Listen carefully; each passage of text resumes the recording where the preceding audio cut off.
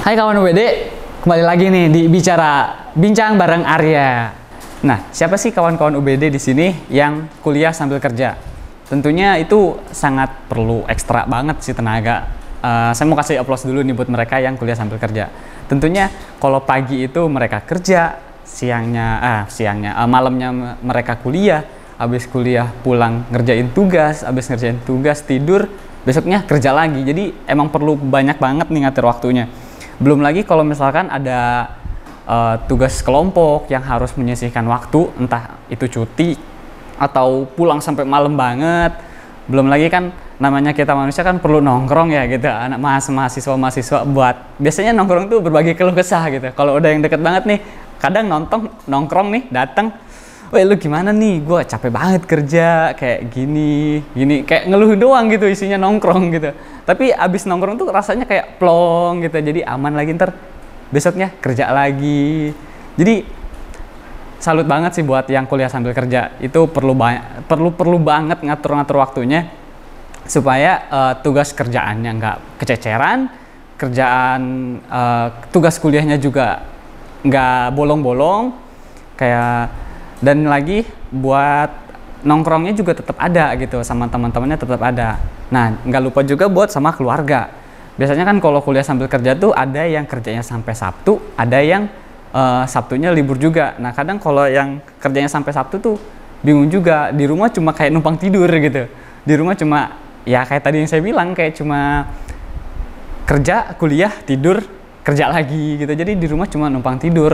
Buat waktu sama keluarga juga kayak sama mama, papa, atau sama saudara gitu kayak kurang gitu. Cuma paling mengandalkan hari Minggu ya. Hari Minggu juga kadang ibadah kan.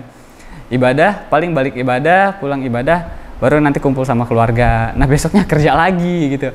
Jadi emang perlu banget pinter-pinter buat ngatur waktunya gitu. Terus belum lagi kalau misalkan banyak tugas-tugas yang mengharuskan itu belajar sendiri. Nah, itu perlu meluangkan waktu yang cukup ya. Kadang kalau sambil kerja juga mungkin waktu istirahat tuh nggak tenang gitu, sama tugas-tugas, sama cara belajar yang belum dikasih tahu, justru sama kita harus belajar sendiri. Jadi kita harus nyari waktu. Nah, cara belajar orang-orang juga kan beda-beda. Kadang ada yang belajar di waktu senggang, ada yang bisa belajar saat sibuk gitu. Saat sibuk juga ada yang bisa sambil belajar gitu. Ada yang sambil kerja nih, ntar ada waktu senggang langsung belajar. Tapi ada yang masuk ke otak, ada juga yang nggak masuk gitu. Karena setiap orang juga pada dasarnya beda-beda sih. Ada yang emang belajar suka dengan sambil dengar musik gitu, dengan happy-happy biar moodnya naik. Ada yang emang kalau mau belajar tuh harus didampingin sama temennya, diajarin, oh ini gini loh caranya, oh ini gini loh caranya. Kadang ada juga yang emang butuh sendirian belajarnya, jadi dalam hening gitu, dalam hening aku belajar. Setiap orang juga beda-beda nih teman-teman. Saya pernah baca dan pernah lihat juga di beberapa video di Instagram. Nah, itu ada orang-orang yang belajarnya itu visual, ada yang auditori, dan juga ada yang kinestik. Nah, itu kurang lebih seperti itulah, maaf ya kalau salah. Nah, kalau visual itu dia lebih ke gambar, lebih ke penglihatan dia. Jadi dia bisa belajar kalau apa yang dia lihat. Kalau dia cuma denger dia nggak bisa. Jadi dia harus dikasih contoh, ini kayak gini loh, ini caranya gini. Nah gitu. Ada juga yang auditori. Nah, auditori ini dia biasanya lebih seneng ngedengerin orang. Dan juga ingatannya kuat.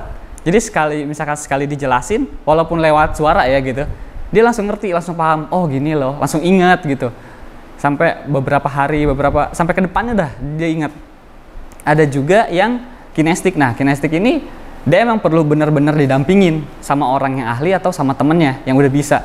Jadi beneran didampingin, harus dari awal sampai bisa gitu. Nah, itu tidak harus didampingin. Kalau misalkan ditinggal sedikit, dia juga bingung gitu. Ada yang seperti itu, kurang lebih seperti itulah.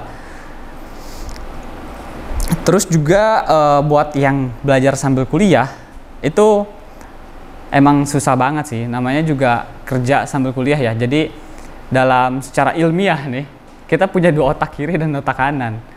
Nah, otak kanan itu untuk kreativitas dan otak kiri itu untuk analisis dan bicara dan lain sebagainya. Kadang kita bekerja itu lebih ke ada beberapa pekerjaan yang emang lebih ke analisis, lebih ke menghitung, lebih ke ketelitian. dan ada juga yang kreativitas. Nah, kadang ada orang-orang yang lebih dominannya ke otak kanan, otak kiri. Nah, biar kita tahu nih kita lebih dominan kemana, nah ada cara-caranya nih teman-teman. Nah, sebelum ke cara itu kita latihan dulu nih, ada yang bisa nggak nih kayak gini nih? Nah, ada yang bisa nggak? Ini namanya senam otak nih, selain itu ada yang gini nih. Nah, ada yang bisa nggak? Nah, jadi yang satu digosok, yang satu dipukul, terus dibalik. Nah, selain itu ini pierce, ini tembak. Nah, dibalik, ada yang bisa nggak? Kita senam otak dulu aja biar fun, biar happy. Nah, itu biar otak kita tuh nggak beku gitu. Jadi kita santai lagi, fresh lagi, gini aja gitu. Bisa nggak gitu. Nah, terus untuk mencari tahu kalau kita itu dominannya otak kanan atau otak kiri sih. Nah, caranya gampang. Pertama teman-teman gini, kawan-kawan gini, terus gini. Nah, kalau kalian perhatiin, di sini ada jempolnya itu bertumpukan. Kalau jempol kalian yang kanan, yang di bawah, nih, jadi yang kirinya di atas, kayak yang saya nih, yang kanannya di bawah, berarti itu dominannya otak yang kanan, karena jempol yang kanannya di bawah, gitu. Jadi kalau kalian dibalik gini, pasti nggak nyaman gitu. Jadi spontan aja gitu gini. Jadi nyamannya di mana? Oh, berarti itu di situ gitu. Nah, ini saya yang jempol kanannya di bawah. Jadi saya dominan otak kanan. Ada lagi yang kayak gini. Nah, gitu. Gini. Nah, kalau yang kayak gini, jadi kalian lebih nyaman yang gimana? Di kiri atau di kanan, yang di atas atau yang di bawahnya? Nah, kalian perhatiin yang tangan kanan atau tangan kiri yang di bawah. Kalau yang tangan kanan di bawah, itu kalian berarti lebih dominan otak kanan. Kalau yang kiri yang di bawah, gini, kalian dominannya otak kiri. Nah, gitu. Jadi beda-beda ya. Kalau kalian perhatiin itu sebenarnya beda-beda gitu. Ada gini, ada gini gitu. Dicoba yang gini dulu, baru yang gini. Ya, gitu. Oke. Kurang lebih seperti itu untuk kita latihan otak dan kita tahu otak kanan atau kiri. Jadi kita tahu kita ini lebih ke kreativitas atau lebih ke logika, ngitung atau analisis seperti itu. Nah, buat teman-teman juga tadi kan kita udah tahu nih otak kita lebih dominan kemana dan kita lebih ke visual atau ke auditor. Nah, kita juga harus belajar lagi. Jadi kan kita udah tahu gitu. Jadi kita tahu nih gimana caranya kita belajar supaya kita langsung masuk ke otak. Jadi misalkan kita sukanya kayak saya nih, misalkan sukanya ngoding atau desain. Jadi sukanya lebih ke visual dan emang saya dominan otak kanan jadi kreativitas. Jadi saya belajar dari YouTube gitu, jadi saya lebih harus ada contohnya gimana caranya. Jadi sekali ngeliat, oh oke, gini, nanti kalau diulangin terus nanti yang ada jadi kebiasaan dan nanti jadi keahlian kita gitu, jadi biasa jadi bisa gitu. Nah, ketika belajar juga jangan terlalu memaksakan ya kawan-kawan. Jadi kalau kita terlalu maksain, yang ada capek juga otak kita gitu. Jadi misalkan belajar 3 jam atau 4 jam, nah itu jangan sekaligus dari jam 1, 2, 3 itu belajar terus, nanti yang ada pusing jadinya nggak masuk. Mendingan cara belajarnya kayak 1 jam belajar, nanti abis itu kalau misalkan oh ini udah paham, istirahat dulu, scroll IG dulu, tapi jangan kelamaan. Ingat, jangan kelamaan gitu.